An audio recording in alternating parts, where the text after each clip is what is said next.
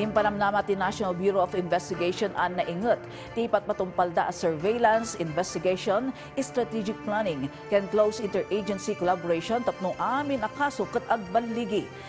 Naipanakal ti naramid nga operasyon idi napalabas sa lawas iti Baguio City anang itunda iti panakakemmeg ti dua a bugaw. Iti operasyon na ispalti sa 10 maysa a babae a biktima ti sexual exploitation and trafficking. Innam dito iti minor de edad ken amin daket na ibiyahe manipod Bulacan aging ga Baguio City. Insiangkat ti NBI ti operasyon kabinadang ti Cordillera Administrative Region Anti-Child Sexual Exploitation and Trafficking Task Force ken dadto mga opisina. Sakbay ti entrapment and rescue operation nagsangkat ti NBI Cordillera iti surveillance, intelligence validation ken panagurnong iti ebidensya.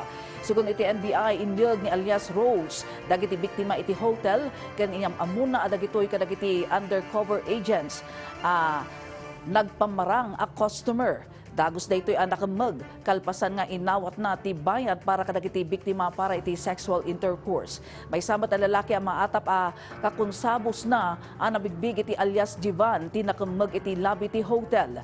Sumangsangot ito a suspect iti kaso a qualified trafficking in persons. Agtaltalinaed dagiti naisalakan na biktima iti Department of Social Welfare and Development para iti protective custody, assessment, counseling, ken intervention.